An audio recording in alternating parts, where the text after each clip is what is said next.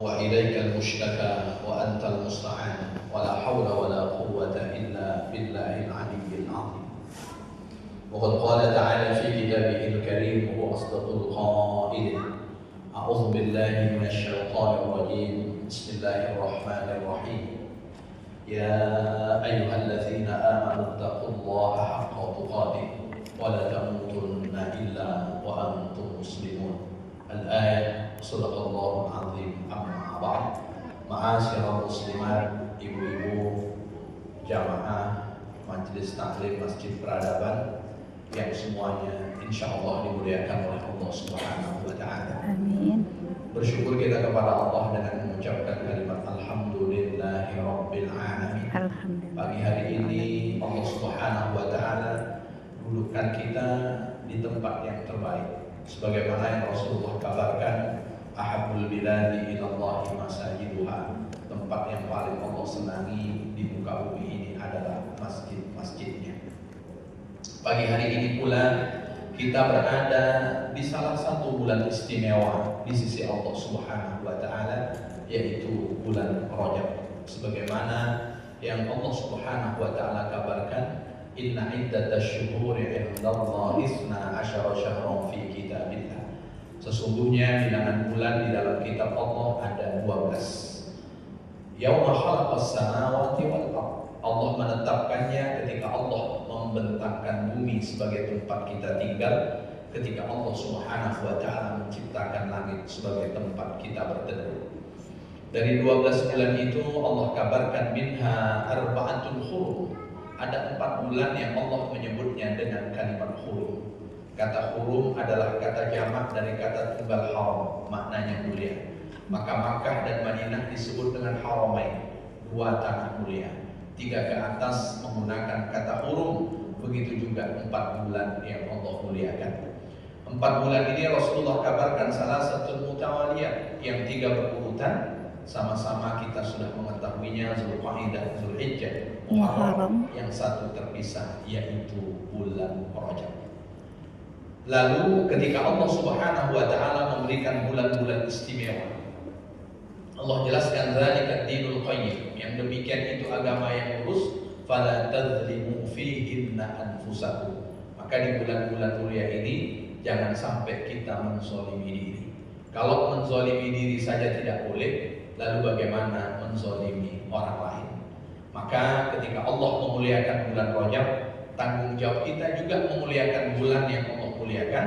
Satu di antaranya kita menjaga supaya kita tidak menzalimi diri, membiarkan diri melakukan sesuatu yang Allah Subhanahu wa taala larang. Sembari kita berdoa memohon kepada Allah, Allahumma barik lana fi Rajab wa Sya'ban wa ballighna Ramadan. Ya Allah, berkahi kami di bulan Rajab, bulan Sya'ban, dan sampaikan kami di bulan Ramadan. Amin. Maka ketika Allah memberikan keberkahan, berarti ziyadatul khair 'alal khair bil istimrar, tambah baik dari hari ke hari secara berkelanjutan. Mustahil kita akan memanen kalau kemudian kita tidak menyembah. Maka kata para ulama, bulan Rajab itu adalah bulan di mana kita menyembah. Lalu supaya semen kita itu baik, bagus, bagaimana kita menyiraminya? Dan bulan Sya'ban adalah bulan menyirami apa yang kita tanam, dan bulan Ramadan adalah syahrul hasad, bulan di mana kita akan memanen. Semoga Allah Subhanahu wa taala berikan kita pertolongan sehingga kita bisa memanen banyak kebaikan di bulan yang kita tunggu-tunggu, yaitu bulan Ramadan. Amin. Amin ya rabbal alamin. Bersalawat dan bersalam kita kepada baginda Rasul dengan ucapan Allahumma shalli ala sayyidina Muhammad wa ala ali sayyidina Muhammad. Assalamu alayka ya Rasulullah. Saya berharap semoga kita menjadi bagian dari umat Rasul yang kelak mendapat syafaatnya di padang mahsyar. Allah izinkan kita berkumpul, berjumpa dengan beliau kelak di dalam surganya. Amin. Ya rabbal alamin.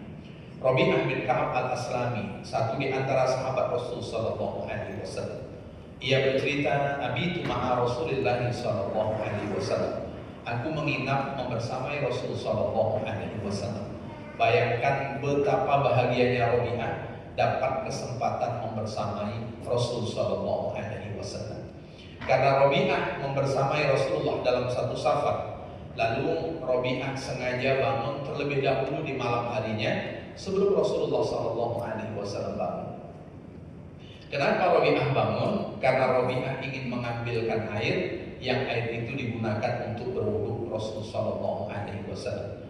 Ibu-ibu, tempo dulu orang berwudu itu mesti menimba, dan tidak semua orang punya sumur. Kalau sekarang orang mau berwudu cukup putar keran, kita sudah bisa. Ini yang tahu ibu-ibu zaman dulu. Ibu-ibu zaman now tak merasakan ini. Jadi menimba dari sumur, lalu kemudian dimasukkan ke wadah yang untuk berwudu, yang wadah itu sudah dilubangi. Kalau seandainya yang tidak punya sumur, maka dia tentu pergi ke sumur tetangga atau kemudian sumur yang disediakan untuk halayak umum, baru kemudian bisa berwudu. Begitu juga dahulu Rasulullah diambilkan oleh Robi'ah. Dan menariknya, ibu-ibu yang dimuliakan Allah Subhanahu wa taala, Rasulullah Sallallahu Alaihi Wasallam sudah diambilkan air wudu, Rasulullah Sallallahu Alaihi Wasallam berterima kasih. Begitulah Rasulullah mencontohkan kepada kita, man lam yashkurin nas lam yashkurillah. Orang yang tidak berterima kasih kepada sesama manusia, sesungguhnya dia tidak bersyukur kepada Allah Subhanahu wa taala. Maka sekecil dan sebesar apapun orang membantu kita, maka berterima kasihlah. Kalau orang itu punya jasa kepada kita, sempatkanlah kita berkunjung. Bukankah Rasulullah setiap hari Sabtu datang ke Masjid Quba? Yang Masjid Quba itu kalau ditengok dari Masjid Nabawi, ya kurang lebih sekitar 3 mil. 3 mil itu kalau kita ukur pakai kilometer, ya kurang lebih. Wahai Robi'ah, sal minta apa yang engkau mau dari itu. Robi'ah ketika mendapatkan kesempatan meminta dari Rasulullah, dia tidak minta untuk dunia, dia hanya minta satu, as'aluka murafaqataka fil jannah. Wahai Rasul, aku hanya minta satu kepadamu, aku ingin mendampingimu kelak di dalam surga. Karena Robi'ah tidak cukup puas membersamai Rasulullah di dunia, dia juga ingin bersama Rasulullah di dalam surga Allah Subhanahu wa taala. Lalu apa jawaban Rasulullah ketika Robi'ah sudah meminta kepada Rasulullah ingin mendampinginya di surga Allah Subhanahu wa taala? Fa'inni ala nafsika bikasratis sujud. Kalau engkau ingin menjadi orang yang membersamaiku di dalam surga, maka bantulah aku untuk mewujudkan keinginanmu dengan cara memperbanyak sujud. Dan kita berada di rahim ibu kita masing-masing. Makanya pesan Luqman Al-Hakim kepada anaknya, ya bunayya, wahai anakku, innan nasa salasata aslusin. Sesungguhnya manusia itu ada 3 bagian. Jadi kalau ibu-ibu berkaca, ibu-ibu tadi pergi ke sini berkaca dulu. Iya, Bu. Oh, ya. Jadi ketika kita berkaca, maka yang kita akan nampak itu satu di antara 3 bagian. Sesungguhnya manusia itu ada 3 bagian. Yang kita lihat di dalam kaca itu satu di antara 3 bagian itu. Itu pesan Luqman Al-Hakim kepada anak. Dari 3 itu, kata beliau, fasulusul awal, sepertiga yang pertama lillah, milik Allah. Dan yang milik Allah itu adalah faruhu, ruhnya. Jadi ruh yang ada di dalam raga kita itu milik Allah. Kalau dia milik Allah, tentu dia akan kembali kepada Allah Subhanahu wa ta'ala. Makanya tadi di dalam ayat yang dibacakan, kullu nafsin dha'iqatul maut. Setiap yang bernyawa pasti akan mati. Makanya ibu-ibu, kita kan tidak tahu di mana letaknya ruh dalam diri kita. Seandainya ruh itu ada di tangan, mohon maaf, mungkin orang yang tangannya diamputasi dia sudah mati. Tapi betapa banyak orang yang diamputasi tangannya, dia masih hidup. Berarti ruh kan tidak di tangan. Kalaulah seandainya ruh itu letaknya di kaki, mohon maaf, orang yang kecelakaan lalu kemudian kakinya harus diamputasi, dia akan mati. Tapi buktinya orang yang mohon maaf kakinya hilang, dia tetap juga kemudian masih hidup. Lalu di mana letaknya ruh dalam diri kita? Ada yang tahu ibu-ibu? Kalau seandainya ruh itu letaknya di qalbu, maka Pak Dahlan Iskan pasti sudah mati karena dia menggunakan qalbu orang lain. Lalu di mana letaknya? Tak ada di antara kita yang tahu. Makanya ketika orang-orang bertanya kepada Nabi Muhammad, wa yas'alunaka 'anir ruh, mereka bertanya kepadamu wahai Muhammad tentang ruh. Qulir ruh min amri rabbi, maka katakanlah bahwa ruh itu adalah urusan Tuhan. Jadi kita tidak tahu, karena ruh itu Allah tiupkan ke raga kita saat kita berusia 120 hari. Dan ruh itu milik Allah. Suatu saat nanti Allah pasti akan mengambilnya, dan kapan waktu Allah mengambilnya itu adalah rahasia Allah Subhanahu wa taala, dan kita tidak akan tahu. Makanya Nabi Musa alaihissalam pernah bertanya kepada malaikat Israel. Ibu-ibu kenal malaikat Israel, Bu? Enggak. Nah, kalau tidak kenal saya kirimkan WhatsApp-nya. Maka pernah beliau bertanya kepada malaikat Israel alaihissalam, wahai Israel, apakah engkau mengirimkan utusan sebelum engkau datang? Dia bertanya, apakah ada utusanmu sebelum engkau datang? Kata malaikat Israel, iya, aku kirimkan utusanku sebelum aku datang. Kata Nabi Musa, apa utusan yang engkau kirim sebelum engkau datang? Kata malaikat Israel, ketika rambutmu mulai memutih. Jadi ibu-ibu yang rambutnya putih, itu COD dari malaikat Israel. Jadi kalau rambut kita sudah putih, itu berarti sebelum malaikat Israel datang, dia sudah mengirimkan kirimannya terlebih dahulu. Oh, rambut saya tidak putih Pak Ustadz, hitam semuanya, karena saya sempir Pak Ustadz. Bahkan kuning Pak Ustadz, atau merah, tidak pula lagi hitam. Kata malaikat Israel, masih ada yang lain paket yang malaikat Israel kirim. Apa dia? Ketika mata tak jauh lagi memandang.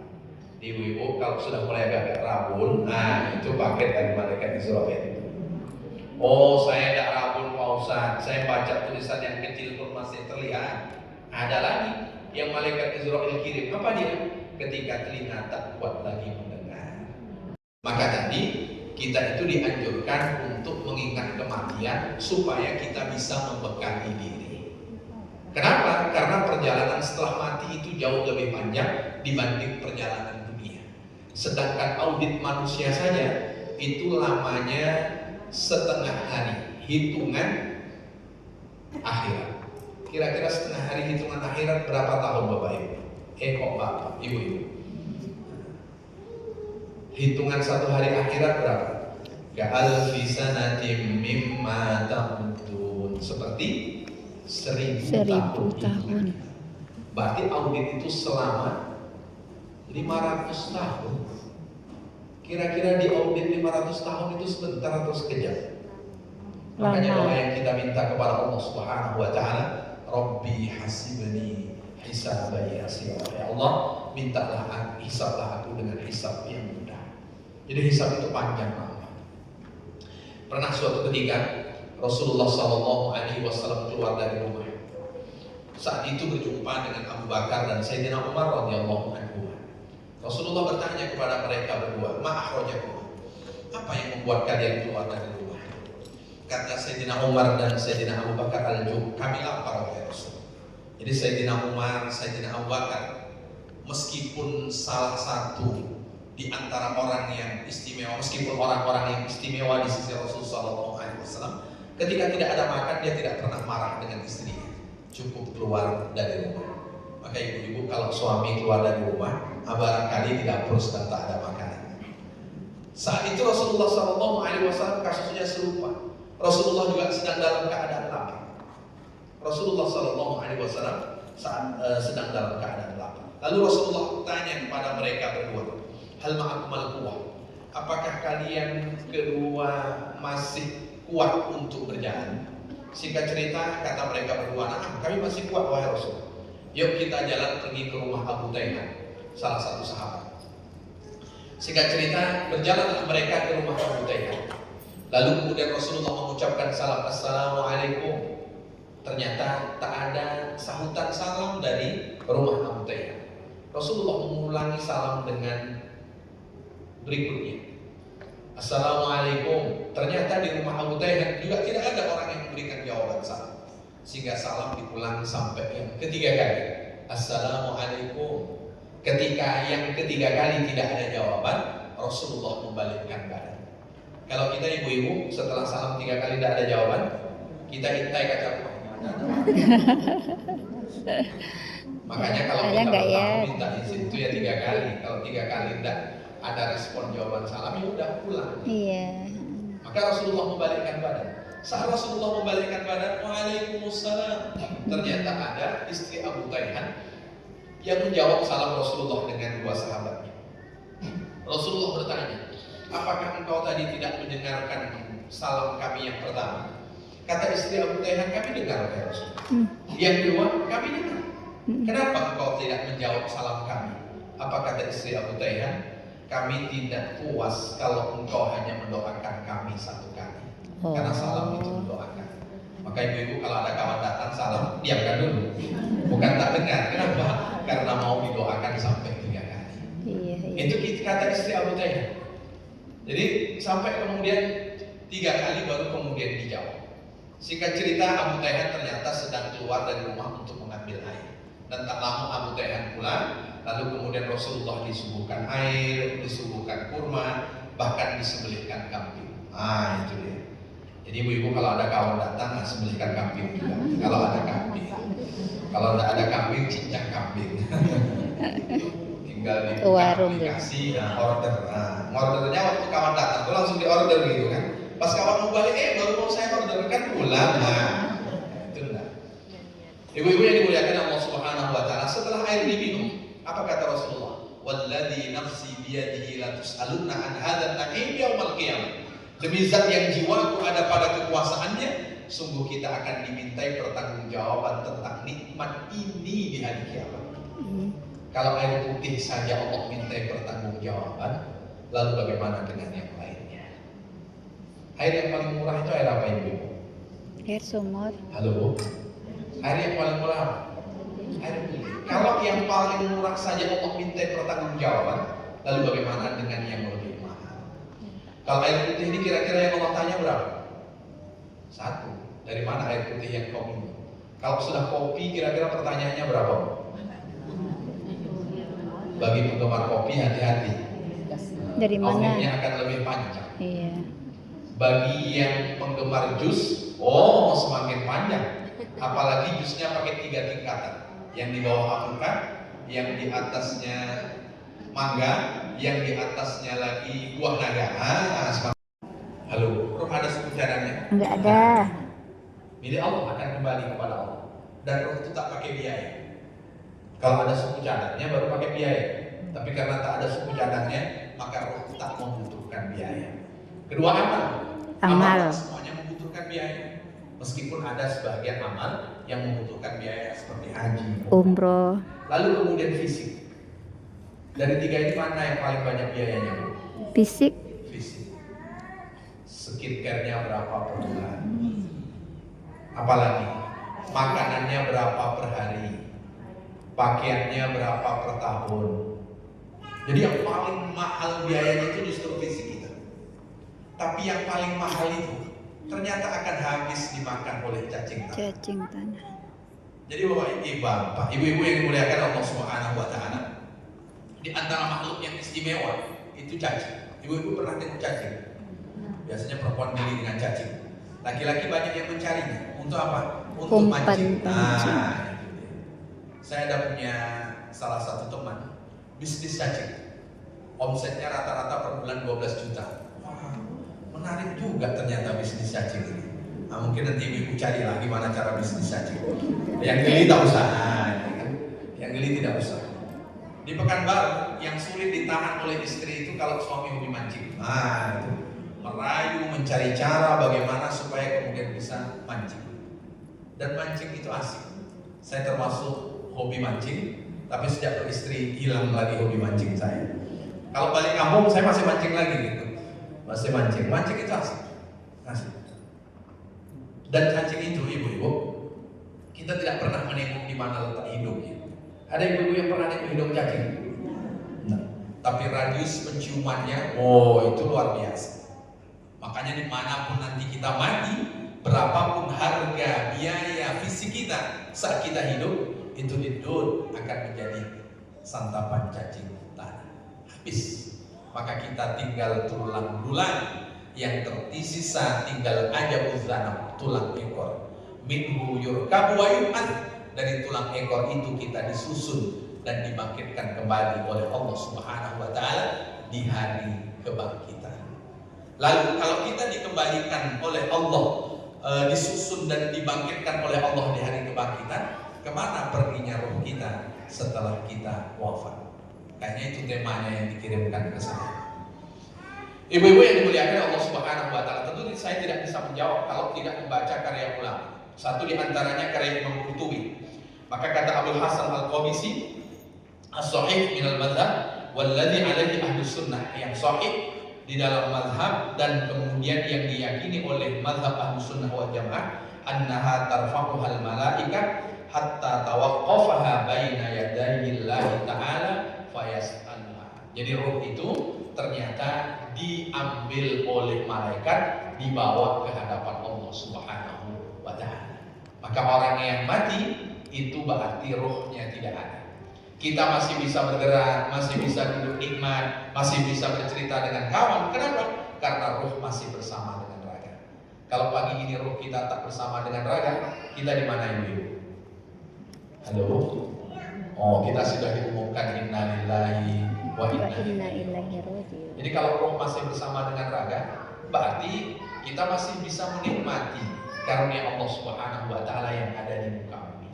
Selagi rezeki kita belum habis, maka roh tidak akan berpisah dengan raga. Kalau rezeki kita habis, maka berakhirlah jatah usia kita saat kita hidup di dunia. Maka dengan bertambahnya usia, sejatinya jatah kita dalam hidup itu pasti berkurang. Jadi dengan bertambah usia, itu jatah hidup kita berkurang. Karena tak ada di antara kita yang sudah tidak Allah tetapkan usia. Si A 63, si B 70, si E 80, dan kemudian seterusnya. Dan Rasulullah mengabarkan amaru ummati ma baina sittin wa sab'in, mayoritas umur umatku 60 sampai 70. Di umat Rasulullah itu 60 sampai 69, 70 sampai 79. Kalau ada yang 80, satu-satu. Tak banyak. Ibu-ibu mau yang berapa? Halo? Sesuai mau yang berapa? Ustaz. Ya kita tidak ada yang tahu, karena sudah Allah Subhanahu wa taala tetapkan. Tugas kita itu hanya membekali diri supaya kemudian perjalanan kita yang jauh lebih panjang dibanding perjalanan dunia, kita punya bekal. Dunia yang sekejap saja kita perlu punya bekal, apalagi kemudian akhirat nanti yang jauh lebih panjang. Maka datang kita pagi hari ini tak lain dan tak bukan satu di antara bekal perjalanan akhirat kita kelak. Kenapa demikian? Ibu-ibu yang dimuliakan, kalau seandainya roh itu adalah bagian dari orang-orang yang bahagia, bahagia itu maksudnya berarti termasuk orang-orang yang baik, orang-orang yang saleh. Qala lahu siru biha wa aruha maq'adaha minal jannah. Lalu kemudian kata Allah kepada para malaikatnya, bawa dia piknik ke surga, tengokkan tempatnya di dalam surga. Jadi ibu-ibu di akhir tahun tak jalan-jalan, Bu? Halo, tak jalan-jalan? Tidak, Pak.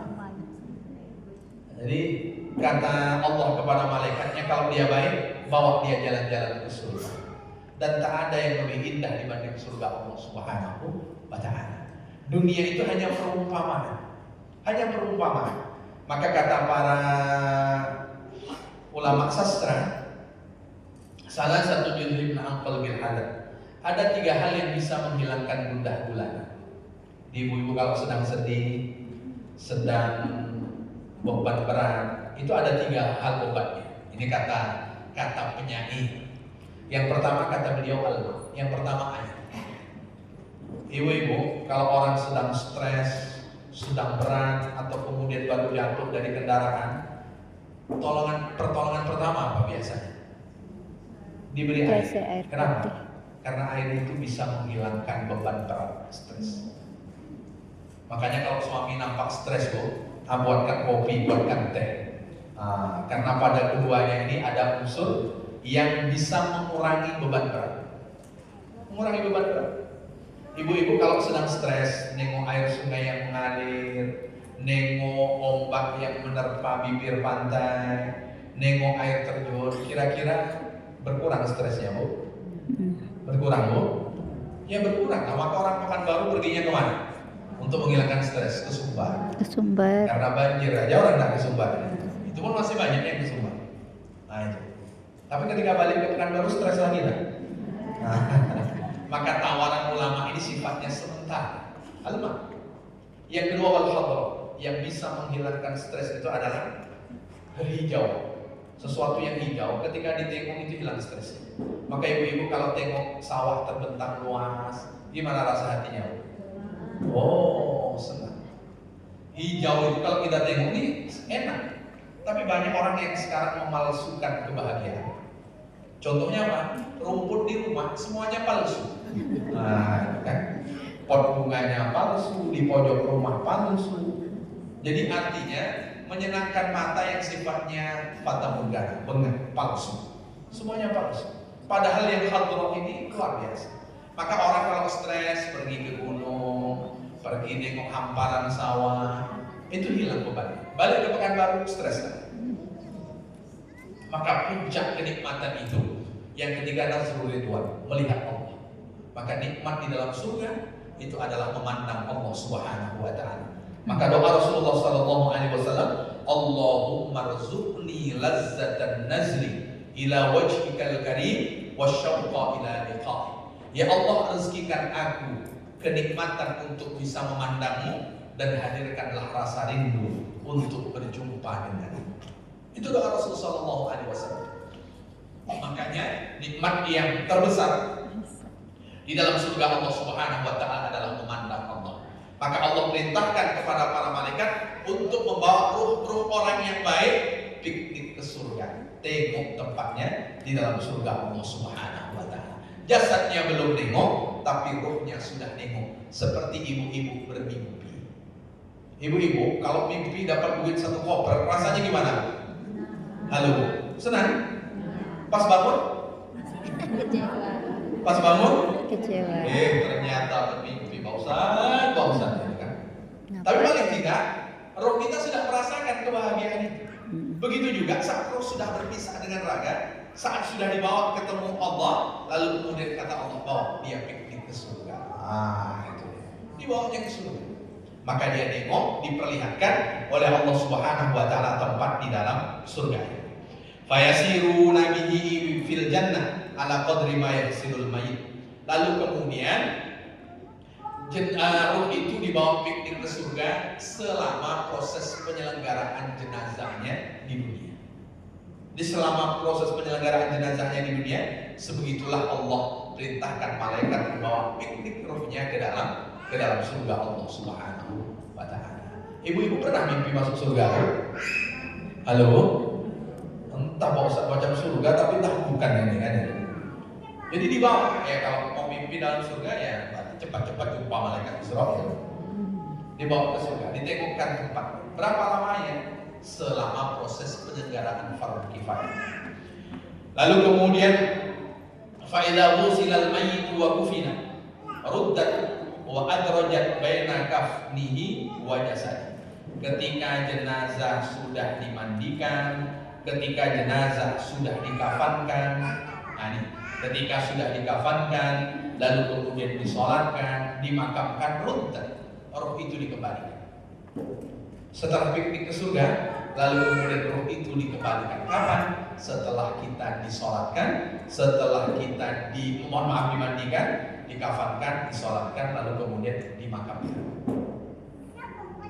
Ibu-ibu yang dimuliakan Allah Subhanahu wa taala, sehebat apapun kita, ternyata ada masanya kita mengenakan kain yang tak berlengan pun tak sanggup. Kapan? Saat nyawa sudah berpisah dengan raga. Kenapa? Karena kafan yang kita pakai pun orang lain yang memakai.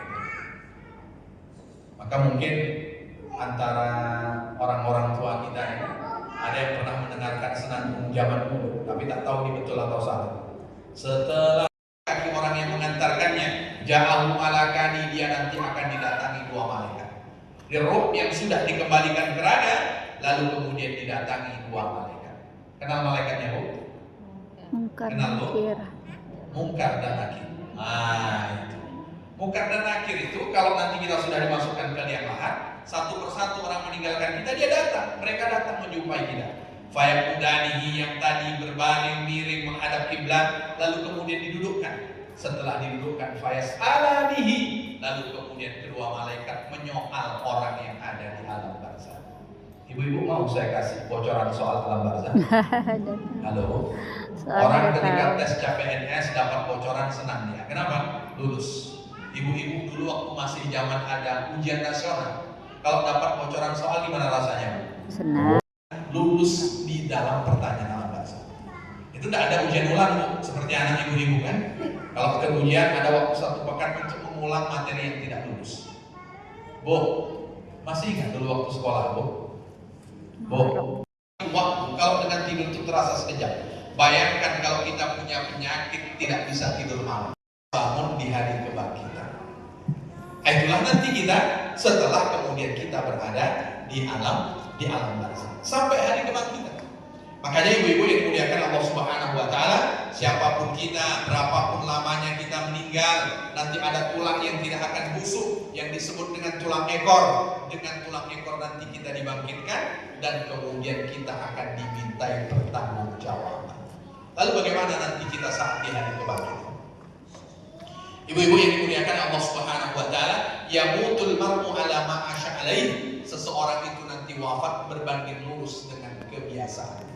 Jadi kita ini meninggalnya, ibu-ibu, tergantung ke bagaimana kebiasaan kita. Yang sering, jadi kebiasaan kita itu menentukan wafat kita. Saya pernah diundang meruqyah orang. Saya tidak pakar ruqyah, jadi jangan diundang saya untuk meruqyah. Tapi saya sudah beberapa kali meruqyah. Kasusnya tak ada rotan akar pun jadi.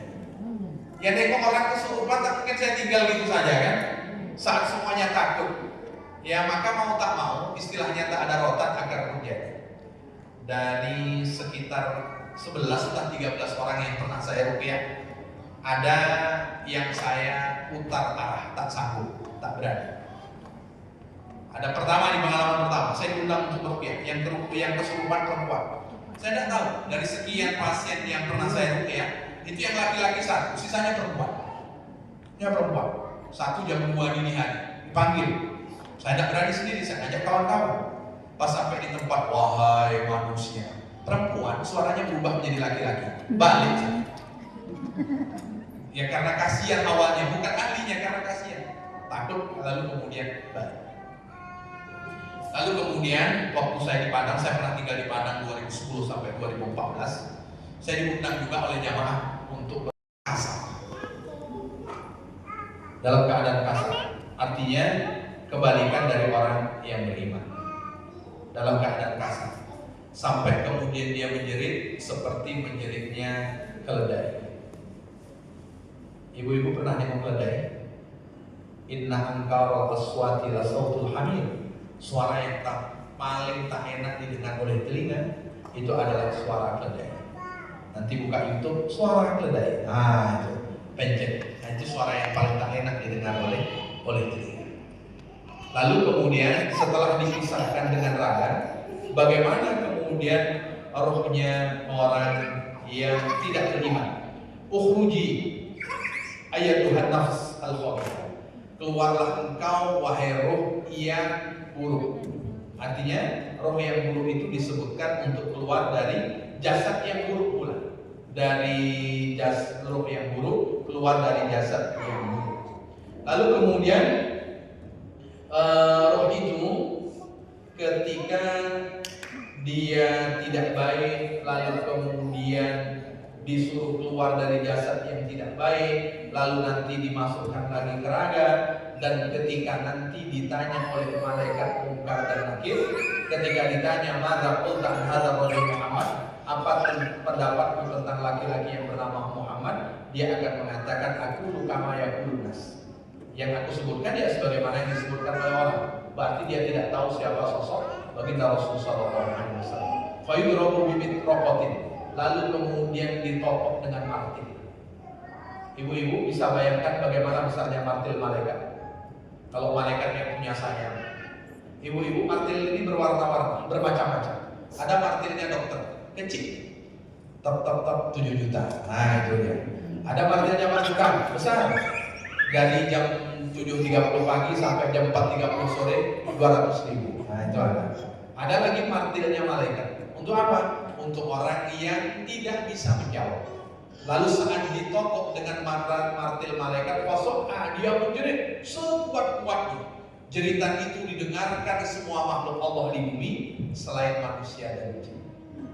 Jadi yang tak bisa dengar azab kubur itu manusia, kita, dan kemudian jin. Kita tidak akan pernah mendengarkan. Maka kalau kita mendengarkan jeritan orang yang diazab di alam barzakh, maka orang yang tinggal di sekitar pemakaman pasti pindah. Nah mau dia, ya. Cuman karena Allah berikan hijab, kita tidak bisa mendengarnya. Kalau orang bisa mendengar jeritan orang disiksa di alam barzakh, mungkin kita pingsan. Maka di antara keutamaan baginda Rasulullah SAW, Allah berikan kemampuan bisa mendengarkan azab orang di alam barzakh. Maka Rasulullah ketika lewat komplek pemakaman, beliau berhenti, beliau ambil pelepah kurma, beliau belah menjadi dua. La'allahu ayyukhaffifa anhuma, semoga dua pelepah kurma ini meringankan azab orang yang ada di dalamnya. Fa innahuma yu'adzabani, kedua pemilik kubur ini sedang disiksa oleh Allah. Yang satu disiksa mohon maaf karena tidak cebok setelah buang air kecil, yang satu lagi disiksa oleh Allah karena dia rajin berghibah. Itu. Maka Rasulullah Allah berikan kemampuan untuk mendengar dan kita tidak mendengar. Itu di antara kondisi gambaran roh orang yang tidak beriman. Berarti dikembalikan ke jasadnya lalu menikmati siksa. Makanya kata Rasulullah, kalau engkau selesai membaca tasyahud akhir, jangan langsung tutup dengan salam. Mohonlah perlindungan kepada Allah dari 4 hal. Allahumma inni a'udzubika min adzabil qabri wa min adzabi jahannam wa min fitnatil mahya wal mamat wa min syarri fitnatil masiihid dajjal. Itu pesan. Kemudian pertanyaan yang kedua, apakah roh itu kembali ke rumah? Sependek pengetahuan saya, tidak. Lalu kenapa kemudian kita perlu mendoakan orang yang sudah meninggal? Tidak ada yang dinanti, tidak ada yang ditunggu oleh orang yang telah mendahului kita, melainkan doa dari orang yang masih hidup. Bahkan ibu-ibu, kalau nanti kita baca beberapa keterangan, kalau kita itu sudah mengantar orang yang meninggal lalu kemudian dimakamkan, jangan langsung tinggal pulang. Maka tetaplah di situ selama orang memotong hewan yang disembelih selesai dan membagikan daging. Lalu kenapa kemudian kita tetap di situ? Kita dianjurkan untuk kemudian mendoakan. Sallallahu tasbih, mintakan kepada Allah agar dia diberikan keteguhan. Fa innahul an yus'al, karena hari ini dia sedang ditanya oleh malaikat munkar dan nakir. Selain itu apalagi yang kemudian dianjurkan? Dianjurkan kemudian kita membacakan Al-Quran, membacakan zikir. Itu nanti bisa dicek dalam bukunya Imam Nawawi, Al-Tazkar An-Nawawiyah. Maka wasiatnya Abdullah bin Umar kepada anaknya, kalau aku meninggal nanti, bacakan di kuburku surat Al-Baqarah. Kira-kira panjang atau pendek surat Al-Baqarah ini? Panjang. Yasin aja kita dah jarang yang mau, apalagi kemudian surat Al-Baqarah. Maka bacakan surat Al-Baqarah, ini wasiat. Kalaulah seandainya ini tidak boleh, tak mungkin setelah sahabat Abdullah bin Umar, satu di antara bendaharawan hadis, berwasiat untuk membacakan Al-Quran kepada. Bahkan mungkin dicek juga dalam bukunya Imam Qurtubi ini, Imam Ahmad bin Hanbal, berarti mazhab yang terakhir, itu berjalan dengan kawannya lalu lewat komplek pemakaman. Kata Imam Ahmad bin Hanbal, bacakan Al-Fatihah, Al-Ikhlas, Mu'awwidzatain, berarti Al-Falaq, An-Nas. Lalu hadiahkan kepada ahlu hadhil maqbar, tempat di mana orang-orang dikuburkan di sini. Itu pesan Imam Ahmad bin Hanbal. Ini maknanya menunjukkan bahwa kita itu tetap dianjurkan untuk mendoakan kepada orang yang meninggal. Lalu kenapa ada 7 hari? Di antaranya ada salah satu ulama namanya Imam Taus, bahwa jenazah di alam barzakh dia belum lepas dari fitnah kuburnya sampai kemudian di malam yang ketujuh. Makanya kenapa kemudian kita mendoakan. Ibu-ibu yang dimuliakan Allah Subhanahu wa taala, kalau ada orang yang meninggal, tanggung jawab orang yang masih hidup itu bertakziah. Takziah itu apa? At-takziah. Kan kalau orang berduka kita bertakziah, orang bergembira kita tahniah. Itu perbedaan. Tahniah. Kalau orang berduka kita takziah, kalau orang bergembira kita tahniah. Tahniah. Jadi kalau diundang orang menikah, itu jangan takziah, itu tahniah namanya. Tahniah. Diundang orang akikah, itu tahniah juga.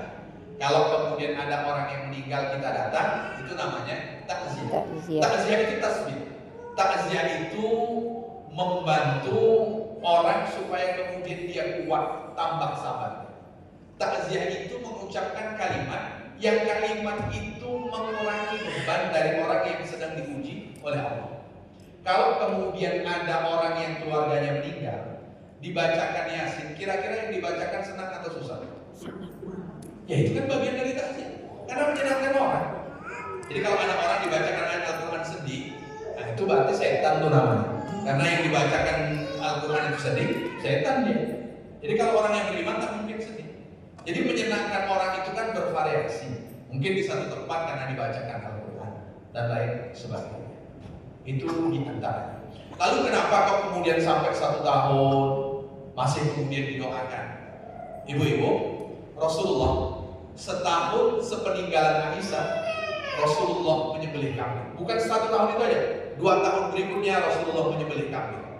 Lalu kambing yang Rasulullah sembelih, Rasulullah bagikan ke teman-teman bestinya Sayyidah Khadijah, mohon maaf, Sayyidah Khadijah yang masih hidup. Di 1 tahun peninggalan Sayyidah Khadijah, Rasulullah sembelih kambing, lalu Rasulullah bagikan ke besti-bestinya Sayyidah Khadijah. Maka ternyata satu di antara perbuatan baik orang yang masih hidup kepada orang yang sudah meninggal, berbuat baik dengan bestinya. Maka jangan sampai kita tidak kenal siapa besti mak kita, siapa besti ayah kita. Kalau mak ayah kita meninggal, maka datanglah kepada mereka, berbuat baiklah kepada mereka, karena perbuatan baik kita pahalanya akan mengalir kepada kedua orang tua. Dan Rasulullah melakukannya kapan? 1 tahun setelah peninggalan Sayyidah Khadijah. 2 tahun berikutnya Rasulullah sembelih kambing lagi. Ibu-ibu, kita berjumpa dengan tahun wafatnya ayah mak kita. Apa yang kita sembelih? Halo Bu? Enggak ada. Ini serius saya tanya nih. 1 tahun mengenang meninggalnya mak kita, ayah kita, apa yang kita sembelih? Enggak ada, Pak Ustaz. Rasulullah saking cintanya dengan Sayyidah Khadijah. Rasulullah itu dengan Sayyidah Khadijah tak usah ditanya bagaimana cintanya Rasulullah. Di antara sekian mahatul mukminin, cinta Rasulullah yang paling besar itu kepada Sayyidah Khadijah radhiyallahu anha. Sampai ada satu ayat yang Rasulullah khususkan kepada Rasulullah. Wa la tastati'u an ta'dilu bainan nisa'i walau harastu. Kalian tidak akan pernah mampu berlaku adil di antara istri-istri kalian meskipun kalian sudah berusaha. Ini kepada Rasulullah. Kenapa? Karena Rasulullah tidak mampu berlaku adil masalah rasa. Yang dituntut adil itu apa? Yang bukan rasa. Rasa tidak mampu. Beginilah contoh. Pastikan ibu-ibu anaknya lebih dari 2, 3, 4 dan seterusnya. Kira-kira rasa sayangnya sama atau beda? Beda. Yang tiap hari transfer, tiap bulan transfer, dengan tak ada kabar seperti Bang Toyib 2 kali lebaran tak pulang-pulang. Kira-kira yang paling dekat di hati kita yang mana? Yang transfer. Beda kan rasanya? Beda. Sedangkan kepada anak saja rasanya beda. Apalagi mohon maaf kepada orang yang istrinya lebih dari 1. Saya tidak bisa merasakan itu. Kalau anak saya lebih dari 1 berarti bisa. Dengan anak ini ternyata yang berbeda kan. Dan kita tidak tahu dari anak-anak kita itu ayyuhum aqrabu lakum naf'a, siapa nanti yang akan berguna bagi kita. Kita tidak tahu. Mungkin yang juara 1 justru tak merawat kita karena dia sibuk dengan kerjaannya. Yang tak pernah juara, yang kita marah, yang kita ejek, justru itu yang akan menjaga kita sampai nyawa terpisah dan terakhir. Maka kita jangan nampakkan perbedaan itu, meskipun kita tak mampu menolak rasa sayangnya itu berbeda. Maka Rasulullah kepada Sayyidah Khadijah itu luar biasa. Sampai meninggal pun disebut berulang-ulang kali di hadapan Sayyidah Aisyah. Sayyidah Aisyah pun masih cemburu dengan orang yang sudah meninggal. Kepada siapa? Kepada Sayyidah Khadijah radhiyallahu anha. Saking sayangnya mengenang 1 tahun meninggal Sayyidah Khadijah, sembelih kambing Rasulullah. Dikirimkan ke besti-bestinya Sayyidah Khadijah yang masih hidup. Bahkan kalau kawan Sayyidah Khadijah datang, Rasulullah sendiri sendiri yang menggelarkan tikar. Ini kan berarti mendoakan ternyata tak terbatas. Berbuat baik untuk orang yang meninggal juga tidak terbatas waktu. Kalau Rasulullah melakukan kepada Sayyidah Khadijah, tentu kita lebih afdal juga melakukannya kepada pasangan hidup kita, apalagi kepada kedua orang tua kita. Maka doakan. Kalau kita tengok Sayyidina Abdullah bin Umar beda lagi. Sayyidina Abdullah bin Umar kasih kendaraan kepada orang Arab Badui. Kalau dulu yang dikasih keledai. Kalau istilah kita sekarang dikasih Scoopy. Tentu orang-orang ngomong lah, Scoopy pula, apa yang lain? Nanti malah pula yang punya Vario, yang punya Beat, dan lain sebagainya. Pokoknya dikasih kendaraan, dikasih kendaraan. Orang-orang heran, kenapa kau kasih kendaraan dengan dia? Lalu apa kata Sayyidina Abdullah bin Umar? Ayahnya, bestinya ayah saya. Ayahnya ini, bestinya ayah saya.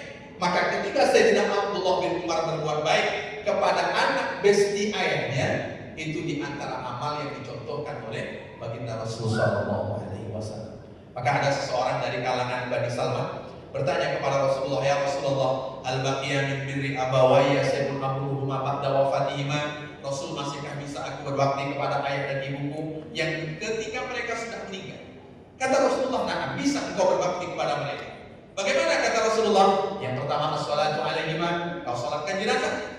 Oh sudah Rasulullah, wa istighfaru lahum, mintakan ampun kepada Allah akan dosa-dosanya. Oh apalagi Rasulullah, wa ibqa'un bi umudihima, kalau dia punya janji yang belum terrealisasi, meskipun janji itu bukan kewajiban anak, ketika anak melakukannya dihitung anak berbakti kepada kedua orang tua. Wa ikramu shadiqihima wa silaturahim allati la tusallu illa bihima. Kalau ada bestinya, kawannya yang masih hidup, muliakan. Kalau ada besti kawannya yang masih hidup, datangi bersilaturahim. Yang dulu engkau tak tahu silaturahim, melainkan orang tua yang mengajarkan kepada Allah. Barangkali itu yang bisa saya jawab.